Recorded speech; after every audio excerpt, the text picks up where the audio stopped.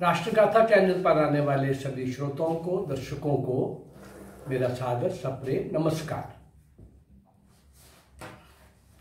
इस चैनल के माध्यम से 190 वर्ष का कालखंड 1757 से 1947 ईस्ट इंडिया कंपनी के आगमन से ब्रिटिशर्स के जाने तक का, इस बीच में जिन क्रांतिवीर वीरांगनाओं ने, नायक नायिकाओं ने, भारत माँ के सपूत सपुत्रियों ने देश विदेश में जहां भी थे भारत माँ की स्वतंत्रता के लिए सर्वस्व निछावर करने वाले और सशस्त्र चुनौती देने वाले ब्रिटिश एम्पायर को,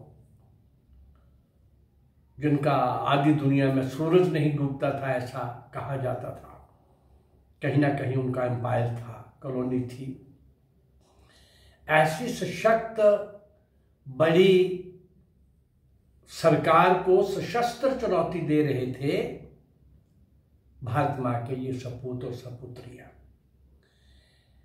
शौर्य और वीरता के कमाल के कारनामे, करिश्मे दिखाने वाले, फांसी के तख्तों पर झूल जाने वाले,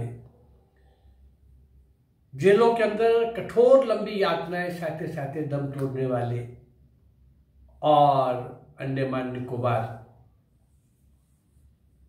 घोर नारकीय वो सेलुलर जेल, काला पानी, वहां पर जाके वहीं पर मर खप जाने वाले 90% लोग वापस नहीं आए। ऐसी बलिदान की, कुर्बानियों की, शौर्य और वीरता की, निष्काम भाव से चट्टान की तरह जो खड़े रहे, लड़े, जूझे, संघर्ष किया, तिल तिल करके जलाने वाले, खपने वाले, मरने वाले, ऐसे सब बाल बालिकाएं, किशोर किशोरियां, युवा युवतियां, हर आयु वर्ग के वो वीर क्रांति, वो वीरांगनाएं, किसी का नाम इतिहास में नहीं।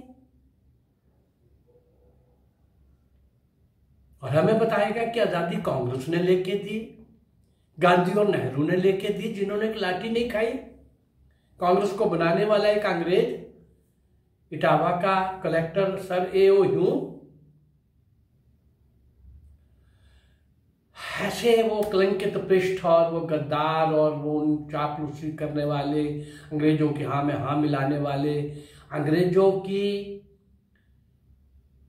बनाई हुई योजनाओं को साकार करने वाले अपने स्वार्थ के लिए, ऐसे दुष्ट गद्दार लोगों को भी मैं आपके सामने लाता रहता हूं।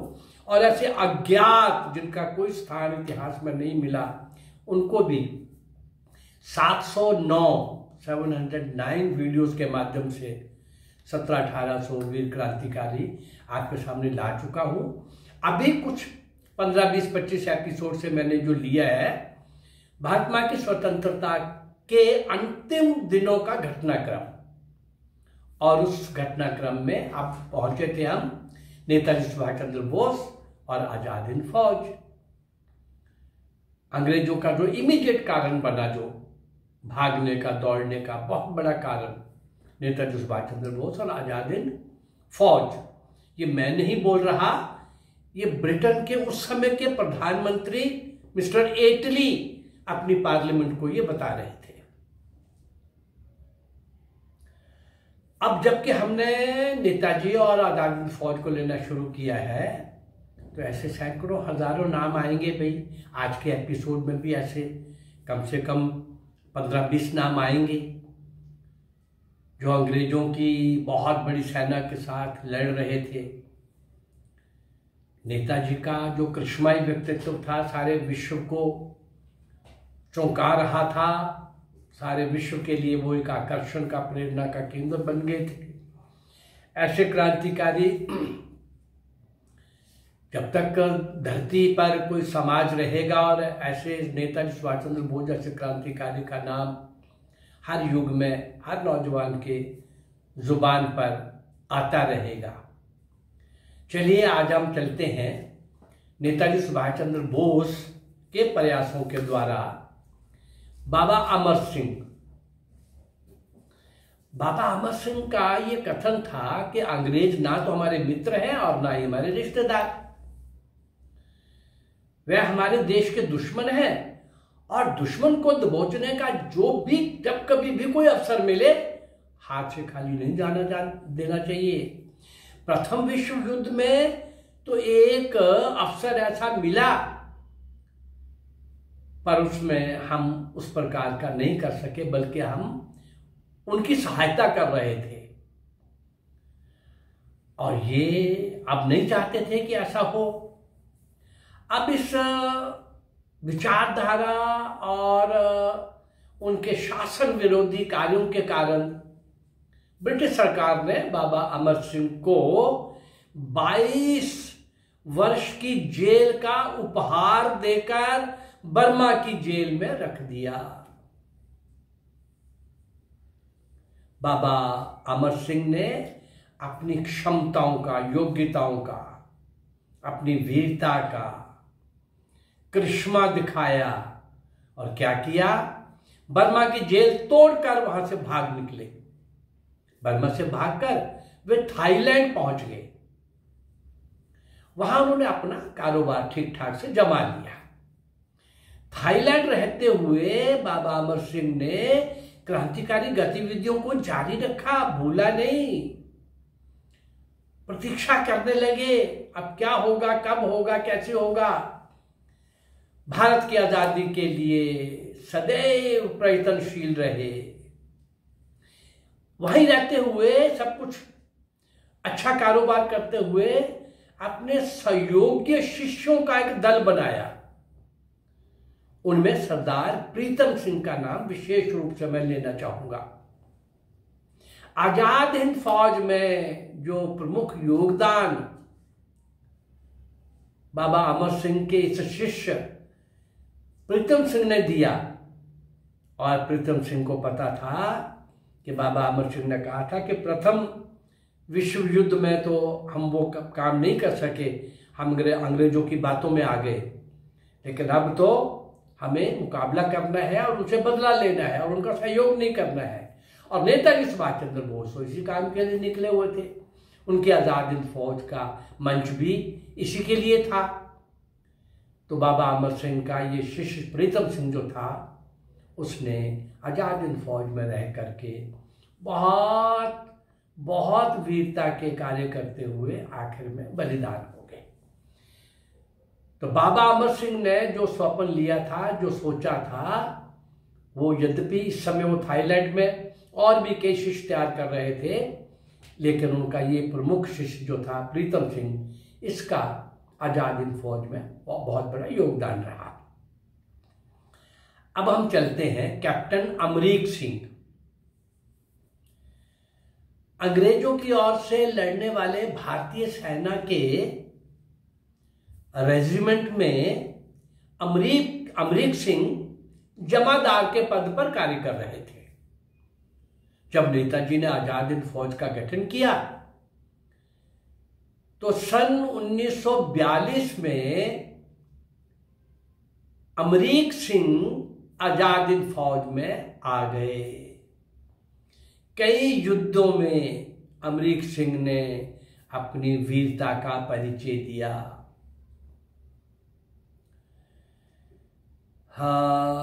जो मोर्चा भी खतरनाक समझा जाता था उस समय, वहीं पर अमरीक सिंह की नियुक्ति कर दी जाती। अपनी बहुमुखी प्रतिभा के कारण अमरीक सिंह कैप्टन के पद पर पहुंच गए। वहां तो वो जमादार थे, यहां पहुंचते पहुंचते वीरता के नए नए पृष्ठ लिखते हुए कैप्टन के पद पर पहुंच गए। वर्मा के त्रावंग मोर्चे पर कैप्टन अमरीक सिंह ने बलिदान देकर स्वयं को अपनी वीरता की तो उन्होंने सिद्ध की ही, एक ऐसा इतिहास बनाया कि उनकी वीरता का सम्मान करते हुए नेताजी सुभाष चंद्र बोस ने अमरीक सिंह को मरणोपरांत शेरे हिंद का खिताब दिया। उनके साथ और भी अन्य बलिदान होने वालों में नायक अजीत सिंह, नायक बहादुर सिंह, लांस नायक बच्ची सिंह, सिपाही भवान सिंह, नायक वीर सिंह,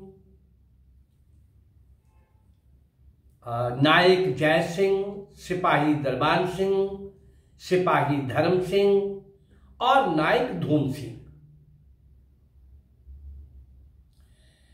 कैप्टन अमरीक सिंह के साथ इन सब का बलिदान, लेकिन एक और चर्चा करेंगे आज हम। नाम उनका भी अमरीक सिंह है, लेकिन लेफ्टिनेंट अमरीक सिंह फॉल्मा शिविर पर आजाद हिंद फौज ने अपनी स्थिति सुदृढ़ कर ली थी। अब नंबर 2 की बटालियन परवाना कंपनी को लेफ्टिनेंट अमरीक सिंह के नेतृत्व में हाका क्षेत्र की रक्षा का भार संभालने के लिए भेज दिया। इस कंपनी को भारी भारी मशीन गन्ने और अन्य सामान भी अपनी पीठ पर लाद कर वहां पर ले जाना पड़ा। फालना से हाका तक का फासला 35 मील का था और शत्रु दल के गुरिल्ला दल अक्सर वहां पर उत्पात करते रहते थे। उन्होंने वहां अपनी एक चौकी भी स्थापित कर ली हुई थी। जापानी सेना इस गुरिल्ला दल का सामना करने के लिए अपने आप को सक्षम नहीं पा रही थी। इसलिए आजाद हिंद फौज की इस कंपनी को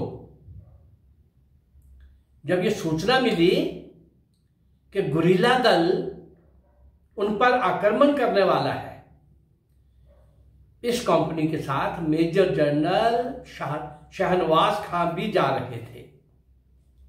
उन्होंने निश्चय किया कि इससे पहले कि गुरिल्ला दल उन पर आक्रमण करे, हमें स्वयं ही उन पर आक्रमण कर देना चाहिए। आजाद हिंद फौज की इस कंपनी को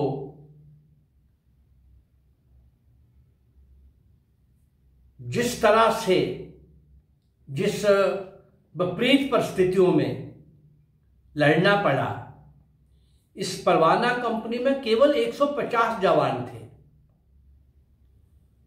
आक्रमण का नेतृत्व लेफ्टिनेंट लाहन सिंह ने किया। घेर कर उस गुरिल्ला दल को मारपीट कर पीछे धकेल दिया। परवाना कंपनी 3 अप्रैल को हाका पहुंच गई। वहां की रक्षा व्यवस्था भी संभाल ली। हाका क्षेत्र में स्थितियां और भी बड़ी कठिन थीं। जापानी सेना ने जानबूझकर आजाद हिंद फौज को ही ऐसे कठिन कार्यों में भेजते थे। वो शायद इस प्रकार की लड़ाइयां लड़ने के अभ्यस्त नहीं थे और इस प्रकार से वो लड़ते लड़ते विपरीत परिस्थितियों में उस गुरिल्ला दल को भी समाप्त किया और भी वीरता के, शौर्य के नए नए कारनामे स्थापित करते हुए आगे बढ़ रहे थे।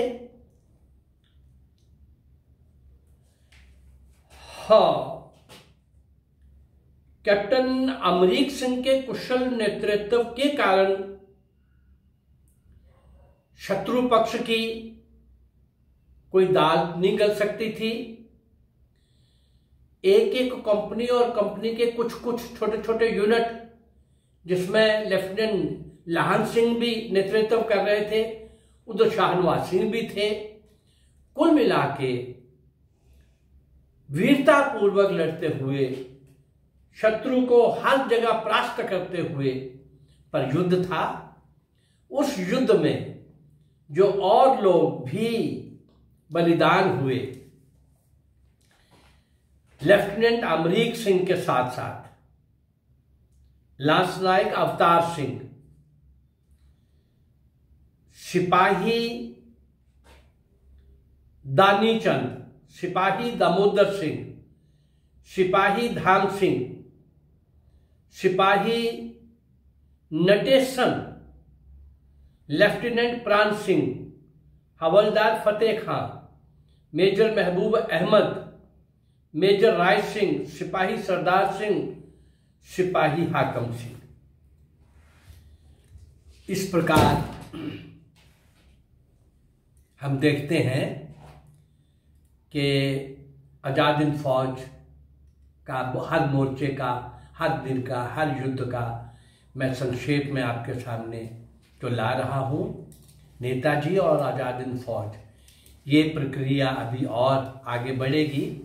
मेरा ये प्रयास अगर आपको अच्छा लग रहा है तो इसको लाइक करिए, सब्सक्राइब करिए और शेयर करिए। नमस्कार, जय भारत, धन्यवाद।